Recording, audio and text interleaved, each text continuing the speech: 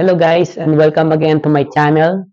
Ako nga pala si Tito Mars and sa channel na to, pag-uusapan natin yung mga topic about construction.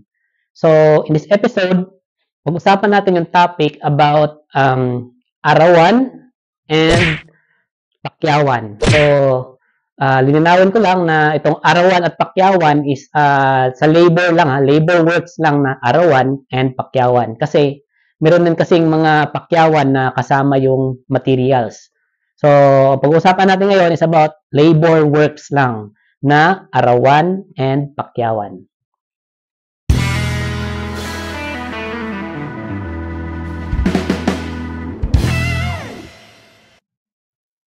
Okay, so yung arawan guys or yung per day na labor price, so basic na no, ibig sabihin yung worker, babayaran mo siya na sa mga nagawa niya based on yung rate niya per day. So, yun yung arawan. So, ito, nagbavari to kasi yung level kasi ng skills ng bawat workers ay nagiba-iba din naman. Meron namang merong beginner pa, merong sobrang galing na, merong all-around na skilled worker. So, magkakaiba yung rates niyan per day. Para malaman mo yung total cost ng arawan, simply multiply mo lang yung kung ilang araw nila tinabaho yung scope of works times yung rate nila per day. So, yun, makukuha mo yung total nun, yun yung total cost ng arawan na labor.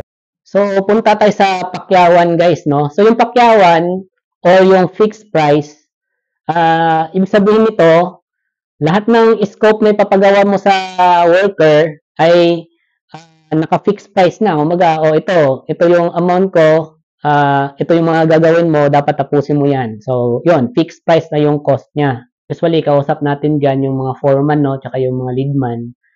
Meron na yan silang mga sariling group o yung mga group of workers na kayang trumabaho ng mga construction work. So, yan, maraming mga ganyan na, kumbaga, hindi talaga sila contractor, pero capable silang gumawa ng mga construction works. So, ano ba ang magandang labor na gagamitin? Yung arawan ba o yung pakyawan? Bago natin sagutin yan guys, tignan muna natin yung comparison ng dalawa, no? So, tingnan muna natin yung chart na to. Tingnan natin tong chart guys. So, unahin natin yung duration, no? Yung duration o yung tagal na ilang araw, ganun.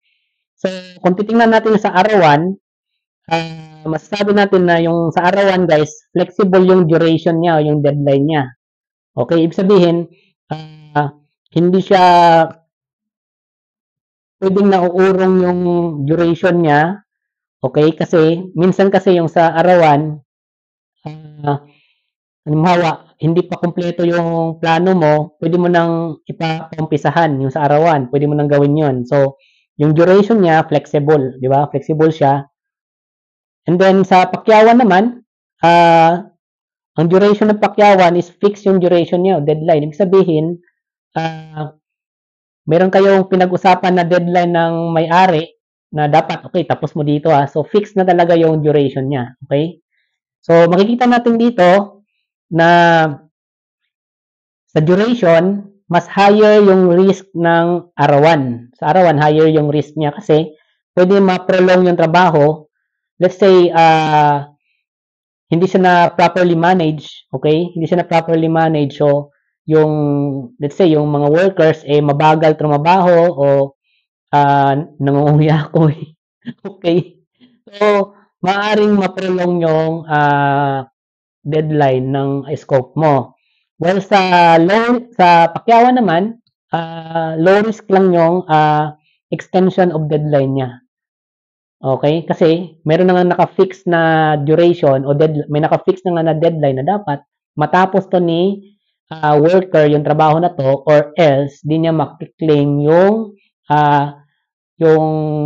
bayad sa kanya. Okay? So, yun. Yan yung sa duration na part. Okay? So, tingnan naman natin yung sa quality guys. Tingnan natin. Sa arawan guys, maaaring if properly managed talaga yung arawan, maaaring makapag-produce siya ng very good quality. Okay? Kasi hindi minamadali at pulidong-pulido talaga yung pagkakagawa ng worker niyan pag arawan. Okay? While sa pakyawan, maaari din naman, if properly managed yung pakyawan, maaari siyang makapag-produce din naman ng good quality. Pero, higher risk siya sa bad quality. Mas high yung risk niya sa bad quality kasi yung workers, lalo na pag nagmamadali na, so hindi na ma-check yung quality ng gawa niya. Okay? Let's say, yung workers, medyo nung umpisa, na pa-banding-banding lang, alam niya na matagal pa yung deadline niya, so pakunti-kunti lang yung ginawa niya. Nung malapit na yung deadline, saka sila bumulusok ng trabaho kasi gusto nila lang matapos. So, yun, hindi natin magagaranti yung good quality pag ganun. So, higher risk siya sa bad quality, okay? So, yun yung kaibahan nila sa arawan at sa pakyawan. Or worst pa, ang mangyayari niyan, sa pakyawan, ang worst pa, kung hindi talaga matapos ni worker o yung namamakyaw, naku, baka yung iba dyan biglang sumisibat na, iniiwan yung trabaho, okay? So, yun yung mga nangyayari. So, tingnan naman natin sa cost, yung kaibahan ng arawan at pakyawan. So, sa arawan, so yung cost talaga ng arawan is dependent on the duration, no? So, kung hanggang kailan siya matapos, multiply mo dun sa arawan ng tao, yun yung total cost na makukuha mo. Okay? While sa pakyawan is, umpisa pa lang, meron talaga kayong fixed cost na pag-usapan na tatapusin mo yung trabaho, ito yung makukuha mo na bayad, okay? After, pag natapos to. So, fixed cost talaga yung pakyawan. So, high risk dito yung sa arawan, okay? Kasi kung hindi siya na properly managed, no, hindi niyo nabantayan o baka binagal-bagalan ng worker yung scope niya, posibleng hahaba yung duration, di ba, ng time. So, tataas yung cost mo. Kung hahaba yung duration, lalaki yung cost mo doon. So, higher siya sa risk for additional cost. Okay, for the pakyawan naman, dahil may fixed cost ka na, okay lang din siya, no? Pero, hindi ibig sabihin na wala ka ng risk. Meron pa ring risk yan. Tulad nga nung sinabi ko, pag halimbawa, hindi kayang tapusin ng worker yung hanggang sa deadline, di ba? Baka yung iba ay iniiwan yung trabaho, di ba? Lalo na pag na-overpayment mo yung worker. Nako, ang gagawin nila dyan, iiwan nila yung trabaho. So, maghanap ka ulit ng gagawa doon, additional cost na naman yun. So, pero, pag properly managed naman, sa tingin ko, maiiwasan yon sa pakyawan. Okay? So, tingnan naman natin sa terms of payment, no? So, sa arawan, kitang-kita naman ng arawan, no? So, ano to, daily basis to, yung arawan. So, usually, mga ganito, arawan siya, pero yung iba, pwede mo, after ng work nila, babayaran mo siya, or after a week, yun, weekly, ganon, pwede mo siya bayaran. So, sa pakyawan naman, progress-based yung sa pakyawan, no? So, pwede rin to na bayaran mo yung mga workers nito weekly or basta kung ano mapag-usapan nyo, kung ano yung progress na ginawa niya doon sa scope niya, pwede mong bayaran yung contractor sa pakyawan. Yung worker pala sa pakyawan. Okay? So, yun yung comparison ng arawan and pakyawan, no? So, gusto ko lang i-point out doon na sinabi ko, if properly managed, no? So, ang sikreto talaga dito is yung sa management, no? Kasi, dalawa lang yung factor na nakaka-affect dito sa ganitong sistema, no? Yung una, workers' productivity. Yung workers' productivity, no? Kung okay yung worker na nakuha mo, wala kang magiging problema, no? Kung honest siya sa kanyang work at mabilis siya trumabaho, okay siya, di ba? Pero hindi naman lahat ganun, okay? Iba-iba yung character ng bawat workers eh. Merong iba na alam mo na yung medyo napapagod din, so babagal yung trabaho, so ganun. 'Di ba? So yung factor na nakaka-affect is yung workers productivity, no? Ang pangalawa is yung understanding ng owner o yung nagpapagawa dun sa trabaho, no?